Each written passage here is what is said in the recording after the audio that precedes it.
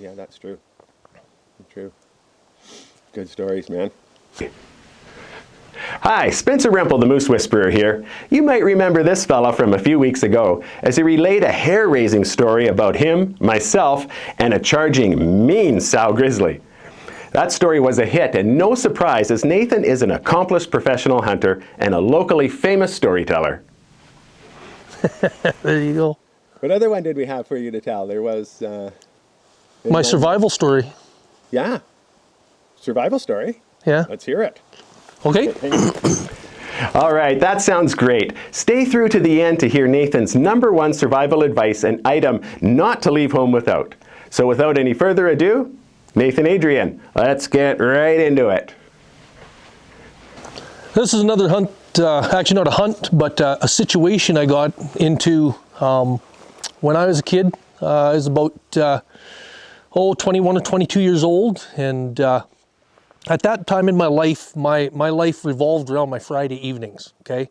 I was a hunting and fishing fanatic, loved riding horse, but Friday evening was mapped out for the rest of my life, okay? Friday evening, got home from work, got showered up, I was down to the local restaurant, have supper, sit in the restaurant for an hour or two visiting with friends, and then after that it was out in my little 74 364 speed Duster. She was bright orange and a thing of beauty, and I was going to cruise out a tank of fuel that evening. And so anyhow, it was Friday, and I'm dressed for a night out, wearing high-top running shoes, pair of blue jeans, tattered up t-shirt like I always wore, kind of a beach bum look, and I had one of those light little cotton camouflage jackets on, and I can't remember if I was wearing my cowboy hat or my baseball cap, but I get to the restaurant and a fella pulls up in this old Jeep, some sort of Wagoneer or something, and he says, hey, he says, you know anyone that's got a floater of some type, a tube, a canoe, something? I said, what's up? Well, he says, I shot a goat up Hauser Creek, and he says, I need to get across the creek to retrieve it. So warning bells started to go off a little bit. Hauser Creek and a floater of some type, that doesn't go together real well, but I was young and not too wise sometimes, and I figured, you know what? I got nothing better to do. I'm up for an adventure. So we drove down to my house, grabbed my canoe, strapped it on top of his Jeep. I piled in with him. Away we went. So we drove all the way up, like it's about 40 kilometers up into the backwoods, up into this canyon. And when we get there, we stop on one of the highest spots in the canyon, and he points and he says, I shot that goat right over there. And he said, I was pretty sure, he said, when I shot it, it would fall into that slide chute, and it would fall all the way down there to the creek, and I would just have to get across the creek and drag it across. Well, if you've done any goat hunting at all, there's two things you can bank on. If you shoot that goat, banking that it's going to stay right there, it's going to fall 1,000 feet. And if you shoot that goat, banking that it's going to fall 1,000 feet, it's going to stay right there. And that goat tumbled about 20 feet and hung up in some bushes. I said, okay. Well, we grabbed that canoe, went down the road a little ways, and there was some sort of goat trail that was left from when they built the road, and we followed that down, got closer to the creek, and then bushwhacked our way down to the creek another 150 yards or so. It was just about straight up and down. Dragged the canoe in there. It was it was the worst canoe I've ever owned. It was a little Coleman 14-footer, and them things are tough, but they glide through the water like, I don't know, moss. And the other thing is, it was really shallow canoe. And when you'd get two guys sitting in it, you only had maybe 6 inches of freeboard, if that. So in a creek like Hauser Creek, you're not putting a canoe of any kind in Hauser Creek if you're smart. Anyhow, we looked, and I said, there's no way we can paddle across that water. It's moving way too fast. So there was these two big rocks on the other side. They stood, I don't know, about 10 or 12 feet high, and there was a gap between them, about, maybe that big. So I took the rope from the end of the canoe and I tied a rock in and I flung it across there, and it took me about 10 tries, but I got it lodged in that crack. So now we could get across the creek without shooting down through the canyon and dying. So I looked at the water and there was no way. I got this beautiful little custom 30-06 I owned at the time, and I just set it between the rocks. There was no way it was going with me in that canoe. I laid down in the bottom of the canoe right at the back, and this other fella, he went in the front of the canoe and got as low as he could, held onto that rope, and when he tugged us out into the stream, we shot across 50 feet of water in about, half a second. Unbelievable how fast that water was moving. But we're across the creek and we can go after the goat.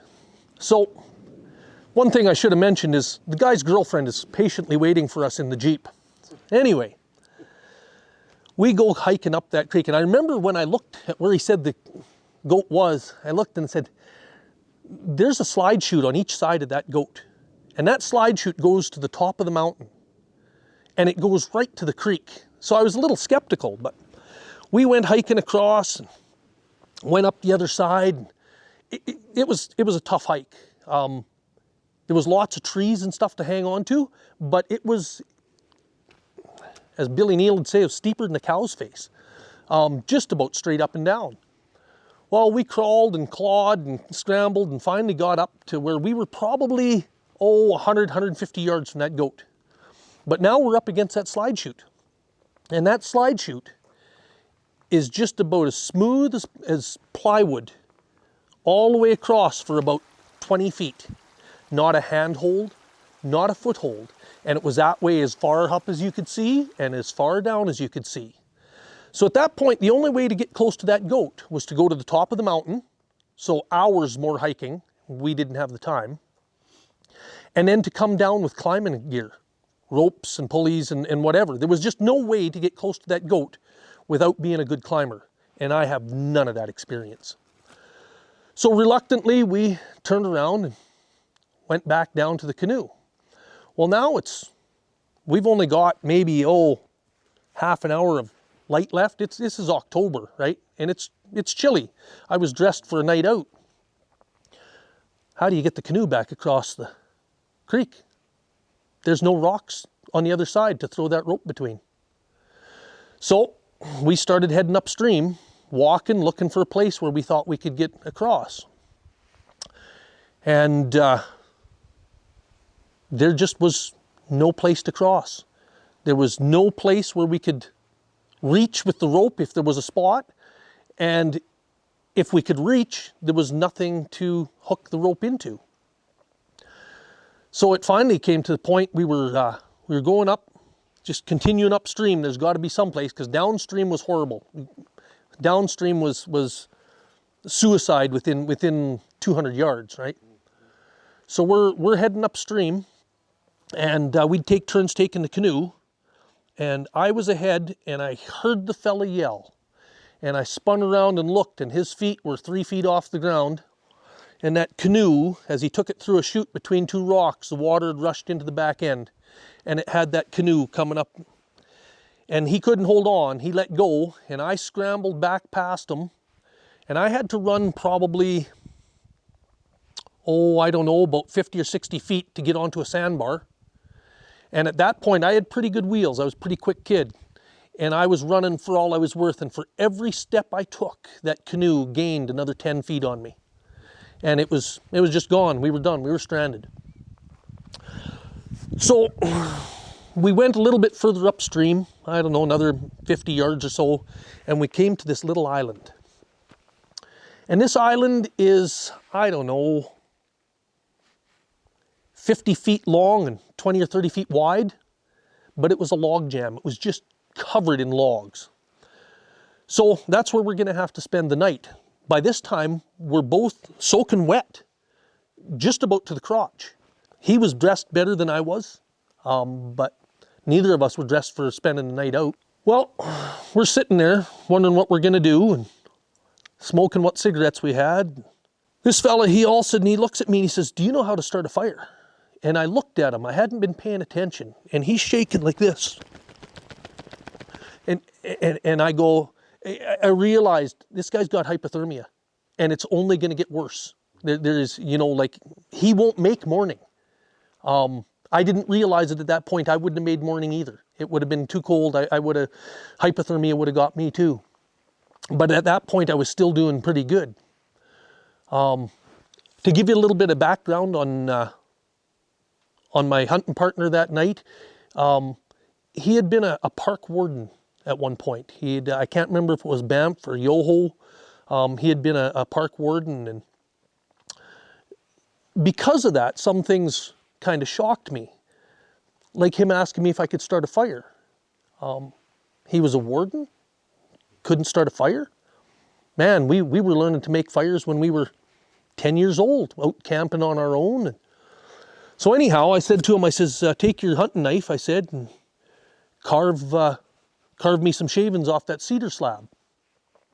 Well, he looks around, and there's 1,000 logs around us. He looks around, and he says, which one's cedar?